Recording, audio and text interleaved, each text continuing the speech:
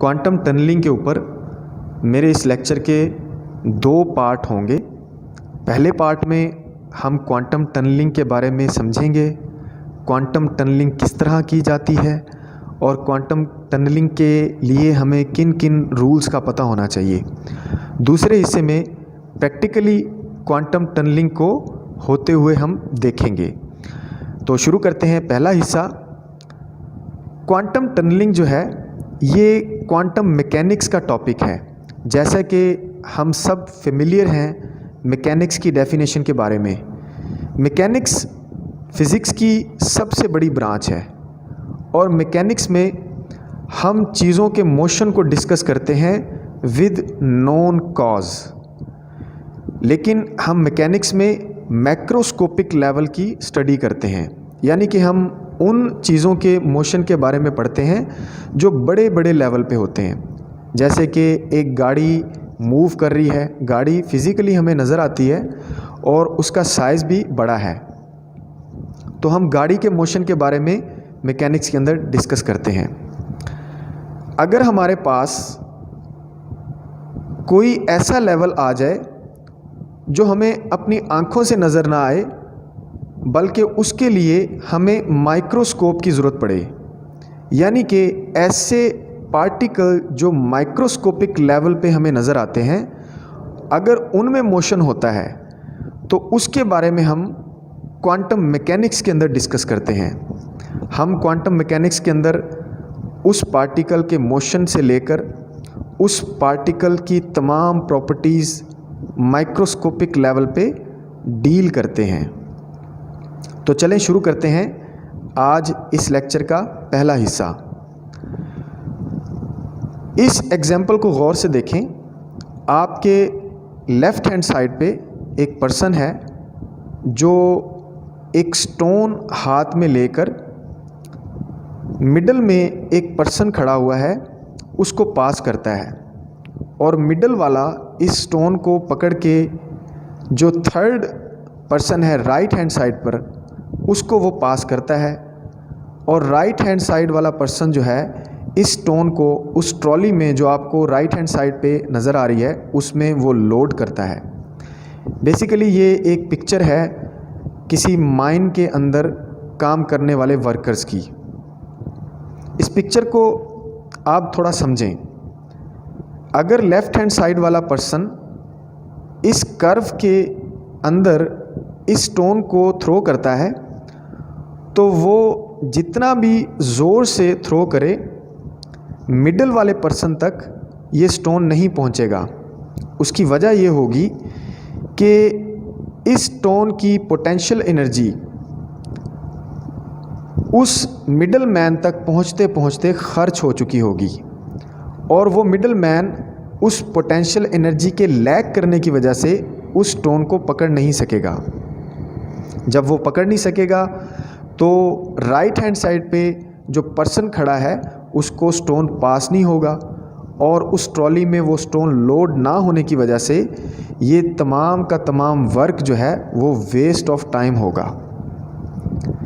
हम करते ये हैं कि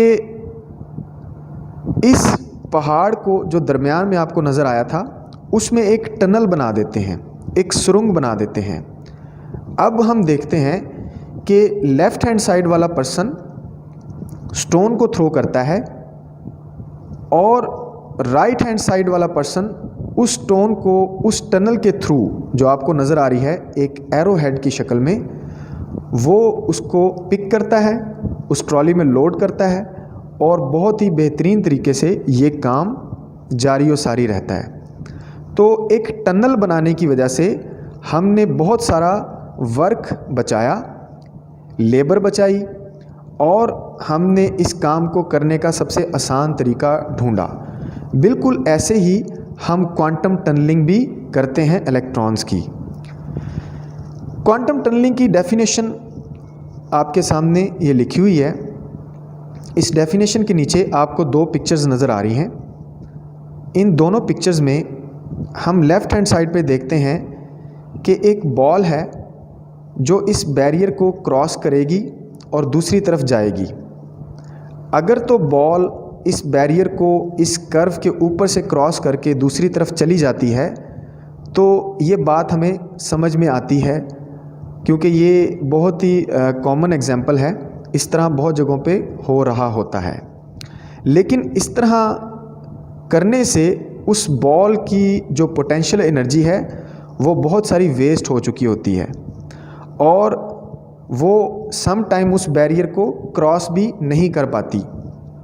अगर ये फिनोमिना हम डिस्कस करेंगे तो ये क्लासिकल मैकेनिक के अंदर आएगा, जहाँ पर फिज़िक्स के तमाम रूल्स एंड रेगुलेशन और laws under the action of forces apply हो रहे होते हैं।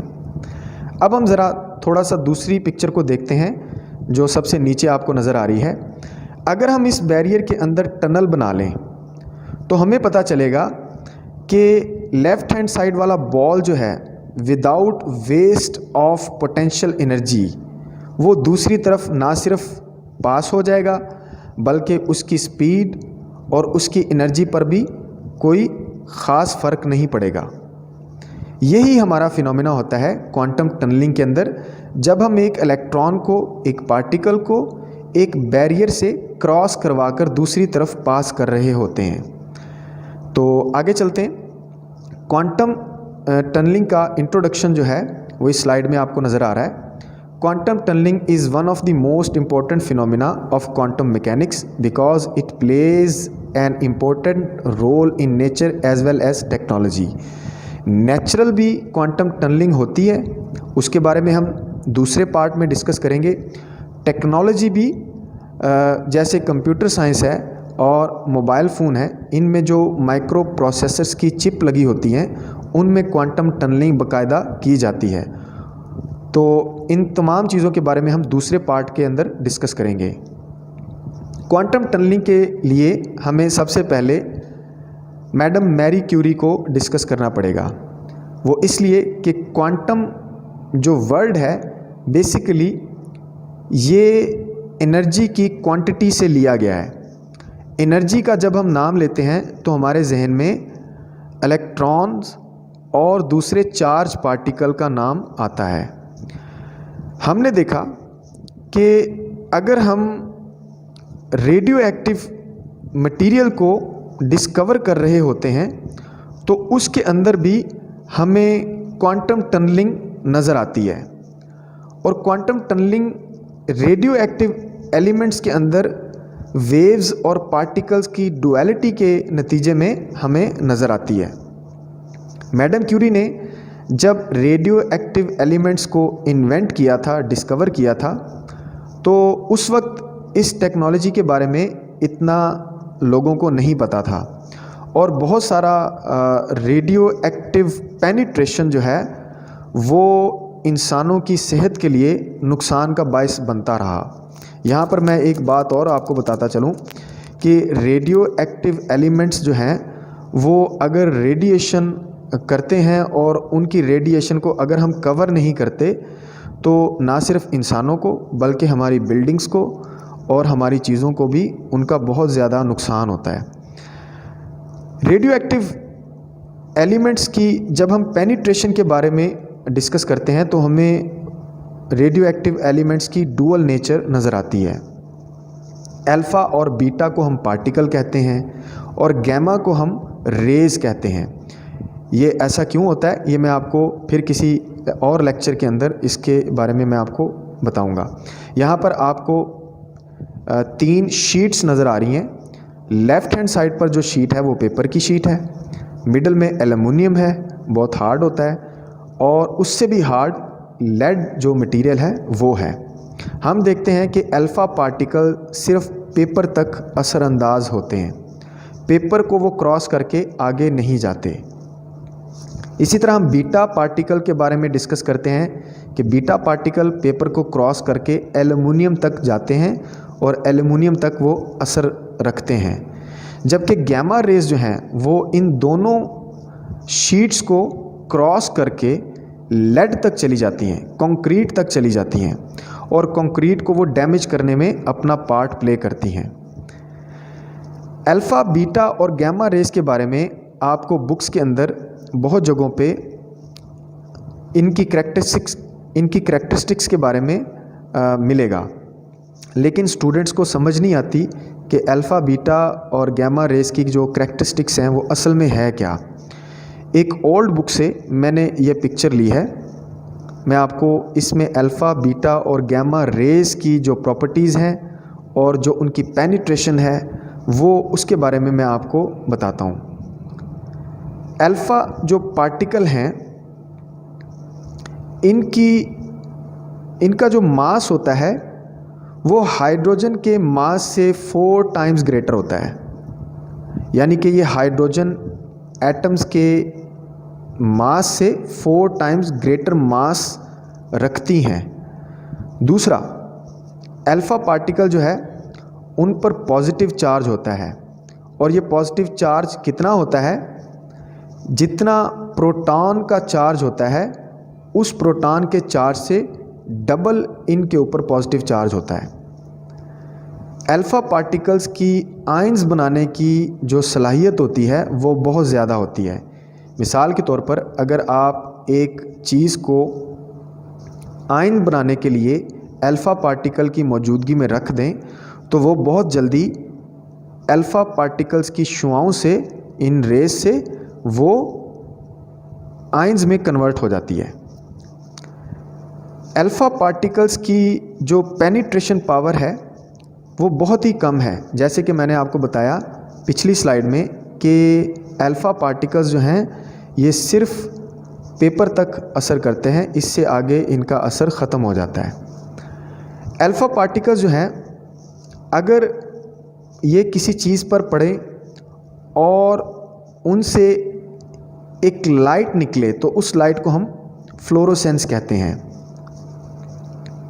उसके बाद अल्फ़ा पार्टिकल जो है वो थिन मेटल फॉयल को, यानी सोने के अगर वर्क में से इसको गुजारा जाए, गोल्ड के पेपर के अंदर से गुजारा जाए, तो फिर ये मुख्तलिफ़ एंगल्स के ऊपर मुड़ जाती हैं और अपना असर कन्वर्ट करती हैं।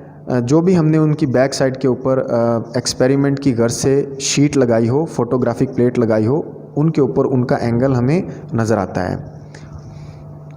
अल्फ़ा पार्टिकल अगर डायरेक्टली इंसान के जिस्म के अंदर, इंसान के जिस्म के ऊपर लगें तो वहाँ पर ये डैमेज क्रिएट करते हैं, वहाँ पर ज़ख़म भी बन सकता है और वहाँ पर जलन भी पैदा होती है। इसलिए अल्फ़ा पार्टिकल्स जो हैं ये सिर्फ जिल्द के ऊपर असर करते हैं ज़्यादातर।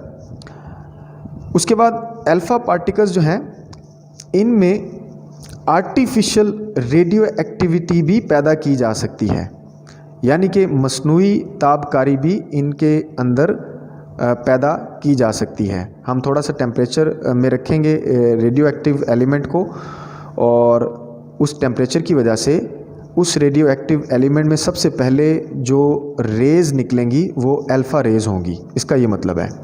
उसके बाद अल्फ़ा पार्टिकल्स जो हैं वो ज़्यादा दूर तक ट्रैवल नहीं कर सकते, इसलिए अगर एक रूम में रेडियो एक्टिव एलिमेंट में से अल्फ़ा पेनिट्रेशन हो रही है तो वो उस रूम की हद तक ही महदूद रहेंगी, वो ज़्यादा आगे नहीं जा सकेंगी। थोड़ा सा आगे जाएंगी उसके बाद वो अब्ज़ॉर्ब हो जाएंगी, उनकी एनर्जी, उनकी पोटेंशियल एनर्जी उनको ज़्यादा दूर तक जाने नहीं देगी। इसके बाद बीटा पार्टिकल को हम डिस्कस करते हैं। बीटा पार्टिकल जो हैं इनकी जो काइनेटिक एनर्जी होती है वो बहुत ज़्यादा होती है। दूसरा, बीटा पार्टिकल्स जो हैं ये फोटोग्राफिक प्लेट पर असरअंदाज होती हैं। मैंने आपको पिछली स्लाइड में दिखाया था कि बीटा पार्टिकल जो हैं वो पेपर को क्रॉस कर कर दूसरी साइड पे एल्युमिनियम की फॉयल को या एल्युमिनियम की शीट को जाकर हिट करते हैं। इसका मतलब ये हुआ कि अल्फ़ा के मुकाबले में बीटा पार्टिकल ज़्यादा डेडली हैं। इसके बाद ये शुआएं बहुत ही आसानी से फ्लोरोसेंस यानी कि रोशनी पैदा करती हैं और इनकी जो मास होती है अल्फ़ा पार्टिकल के मुकाबले में बहुत कम मास होने की वजह से इसके जो एटम के न्यूक्लियस हैं वो टकराने के बाद बाआसानी बिखर जाते हैं। इस सेंटेंस का मतलब ये है कि अगर बीटा पार्टिकल्स को हम किसी एटम के ऊपर फायर करें तो बीटा पार्टिकल उस एटम के न्यूक्लियस से टकराएगा और बड़ी आसानी से ये बिखर जाएगा। दूसरा, अगर हम देखें अल्फ़ा पार्टिकल जो हैं उनकी आयनाइजेशन बनाने की जो पावर थी वो बहुत ज़्यादा थी, लेकिन बीटा रेस की पावर आयनाइजेशन बनाने की वो बहुत ही कम है। इसलिए हम आयंस बनाने के लिए बीटा रेस को यूज़ नहीं करते। अल्फ़ा पार्टिकल की निस्बत बीटा पार्टिकल जो है उनकी पेनिट्रेशन पावर ज़्यादा होती है, यानी कि वो ज़्यादा दूर तक ट्रैवल कर सकती हैं, जैसा कि हमने पिछली स्लाइड में भी देखा था। और इनकी स्पीड भी ये आपको लिखा आपको नज़र आ रहा है 9×10⁻⁷ मीटर पर सेकंड इनकी स्पीड है। ये सिर्फ मिनिमम स्पीड है और ज़्यादा से ज़्यादा इनकी स्पीड बनती है 27×10⁻⁷ मीटर पर सेकंड। इसके बाद गैमा रेज़ हैं। गैमा रेज़ बहुत ही ख़तरनाक रेज़ होती हैं। रेडियो एक्टिव एलिमेंट में सबसे ज़्यादा नुकसान गैमा रेज़ से होता है इंसानों को और बिल्डिंग्स को और चीज़ों को, क्योंकि गैमा शुआएं ये मैग्नेटिक फील्ड का इनके ऊपर कोई असर नहीं होता। यानी कि अगर कोई बॉडी हम मैग्नेटिक फील्ड की शील्ड के अंदर रखते हैं और हम समझ रहे होते हैं कि वो चीज़ जो है मैग्नेटिक फील्ड की वजह से हर तरह की रेडियो एक्टिविटी से महफूज है, ऐसा नहीं होता। गैमा रेज़ अगर उस शील्ड के ऊपर फायर करें तो वो मैग्नेटिक फील्ड को तोड़ देती हैं और उस चीज़ तक चली जाती हैं और उस चीज़ को जाके हिट करती हैं। इसलिए इनके ऊपर ना तो किसी किस्म का कोई चार्ज होता है, बल्कि इनकी जो पेनिट्रेशन होती है, जिस तरह एक्स रेज़ की पेनिट्रेशन होती है उस तरह इनकी पेनिट्रेशन होती है। यहाँ पर पेनिट्रेशन जो एक्स रेज़ की डिस्कस हो रही है वो मैं बता दूँ, कैंसर के जो सेल हैं वो जिस्म के अंदर होते हैं। अगर हम आम रेज़ अल्फ़ा या बीटा रेज़ फायर करते हैं कैंसर के सेल के ऊपर तो वो जिस्म के अंदर दाखिल नहीं हो पाती और वो कैंसर का सेल वैसा ही पड़ा रहता है। जबकि हम उस कैंसर के सेल को तोड़ने के लिए, जलाने के लिए गैमा रेज़ फायर करते हैं, और जब हम गैमा रेज़ फायर करते हैं तो वो जिस्म के अंदर दाखिल हो जाती हैं और जितनी भी डेप्थ के अंदर कैंसर का सेल पड़ा हो वो उसको जाके जला देती हैं, हिट करती हैं। तो ये इन गैमा रेज़ की ख़ासियत है। और गैमा रेज़ जो है वो एक्स रेज़ जैसी ही बिहेव करती हैं। एक्स रेज़ के ज़रिए ही कैंसर की रेडिएशन की ट्रीटमेंट होती है। उसके बाद गैमा रेज़ जो हैं इनकी जो काइनेटिक एनर्जी होती है वो अल्फ़ा और बीटा रेज़ से ज़्यादा होती है। गैमा रेज़ जो हैं ये बहुत ही कम लाइट जो है वो प्रोड्यूस करती हैं, यानी कि इनको पहचानना हो तो बहुत मुश्किल होती है, क्योंकि एक तो ये लाइट प्रोड्यूस नहीं करती, दूसरा इनकी पेनिट्रेशन जो पावर है वो उन दोनों के मुकाबले में ज़्यादा होती है। इस वजह से गैमा रेज़ जो हैं ये अगर किसी मेटल से टकराएं, यानी कि अगर हम गैमा रेज़ को किसी मेटल की शीट के ऊपर फायर करें तो उस शीट के अंदर पड़े हुए जो इलेक्ट्रॉन्स हैं ये उनको बाहर निकाल देती हैं, यानी कि उस शीट के अंदर सोए हुए जो इलेक्ट्रॉन्स हैं उनको जगा देती हैं। इसका ये मतलब है। गैमा रेज़ की जो स्पीड है ये स्पीड ऑफ लाइट के बराबर होती है, बहुत तेज़ इनकी जो है वो स्पीड होती है। तो ये क्वांटम टनलिंग के अंदर इन तीनों चीज़ों का रोल था, इसलिए मैंने आपको थोड़ा डिटेल में इसको बताया। क्वांटम टनलिंग को पढ़ने के लिए हम हाइजेनबर्ग अनसर्टेनिटी प्रिंसिपल को भी डिस्कस करते हैं। ये है क्या, मैं आगे बताता हूँ। हाइजेनबर्ग जो प्रिंसिपल है वो लाइट पार्टिकल की डुअलिटी या डुअल नेचर के ऊपर है। इसके ऊपर आइजैक न्यूटन और थॉमस यंग के जो थ्योरीज़ हैं और जो रूल्स उन्होंने इन्वेंट किए थे उसको थोड़ा सा हम देख लेते हैं।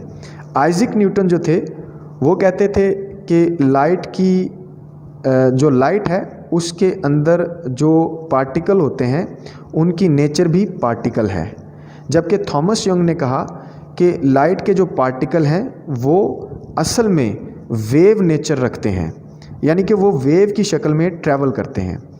इन दोनों के जो थॉट्स थे उनके कंपैरिजन में ये चार्ट आप देखें। पहला चार्ट जो आपको नज़र आ रहा है मिडल में आइजैक न्यूटन की थ्योरीज़ को पढ़ के और उसके ऊपर ये बनाया गया है। आइजैक न्यूटन कहता था कि पार्टिकल जो हैं वो रिफ्लेक्ट हो सकते हैं और रिफ्रैक्शन भी उसमें होती है, फोटो इलेक्ट्रिक इफेक्ट भी उनमें होता है, जबकि इंटरफेरेंस, डिफ्रैक्शन और पोलराइजेशन ये पार्टिकल की नहीं होती, ये वो साबित नहीं कर सके। थॉमस यंग जो है उन्होंने जो वेव, लाइट को वेव नेचर का कहा था, तो उसमें आप देखें कि वेव जो है वो रिफ्लेक्ट भी हो सकती हैं, रिफ्रैक्ट भी हो सकती हैं, इंटरफेयर भी हो सकती हैं, डिफ्रैक्शन भी हो सकती है, लाइट की पोलराइजेशन भी हो सकती है, यानी कि लाइट का एक एंड आपको एक पोल बना के देगा और दूसरा एंड उसका दूसरा पोल बना के देगा, जो कि पार्टिकल में ये बात समझना बहुत मुश्किल था। लेकिन फोटो इलेक्ट्रिक इफेक्ट जो है उसके बारे में थॉमस यंग जो है वो नहीं बता सके। फोटो इलेक्ट्रिक इफेक्ट के ऊपर आपको नज़र आ रहा है, फोटो इलेक्ट्रिक इफेक्ट के ऊपर आइंस्टाइन ने एक थ्योरी पेश की और इसी थ्योरी के ऊपर उनको नोबेल प्राइज़ भी मिला। उन्होंने पार्टिकल की डुअल नेचर को आपस में मर्ज कर दिया और ये जो चार्ट था ये पूरा आपको नज़र आ रहा है कि अब पार्टिकल जो लाइट के पार्टिकल हैं उनकी वेव जो नेचर है और उसमें फोटो इलेक्ट्रिक इफेक्ट है, उन सब को ऐड कर दिया। इसके ऊपर फिर मैं फिर कभी लेक्चर दूंगा बाकायदा, इसके ऊपर बहुत बड़ा लेक्चर बनता है, वो फिर मैं कभी दूंगा। तो हाइजेनबर्ग का हम प्रिंसिपल पढ़ना चाह रहे थे क्वांटम टनलिंग को समझने के लिए। हाइजेनबर्ग कहता था कि अगर कोई भी लाइट का पार्टिकल या वेव जो है वो ट्रैवल करती है एक जगह पर, तो या तो आप उसकी पोजीशन को देख सकते हैं या उसकी जो मोमेंटम है, जो उसकी हरकत का म्यार है, उसको आप देख सकते हैं। या तो पार्टिकल की पोजीशन आपको पता चलेगी या मोमेंटम उसको, उस पार्टिकल का आपको पता चलेगा। तो ये पिक्चर जो है ये उसके हाइजेनबर्ग अनसर्टेनिटी प्रिंसिपल के ऊपर बनाई गई है। अनसर्टेनिटी का मतलब होता है कि गैर यकीनी सूरत हाल। अगर हम पार्टिकल की तरफ देखते हैं तो वेव मिस कर देते हैं या मोमेंटम उसका मिस कर देते हैं, अगर मोमेंटम की तरफ देखते हैं तो पार्टिकल की जो पोजीशन है वो मिस कर देते हैं। इसका यही मतलब बनता है। नेक्स्ट लेक्चर में मैं आपको क्वांटम टनलिंग कैसे की जाए और कैसे होती है और प्रैक्टिकली हम इसको करके देखेंगे। मेरे चैनल को सब्सक्राइब करें ताकि आपको तमाम लेक्चर्स बर वक्त मिल सकें। बहुत शुक्रिया।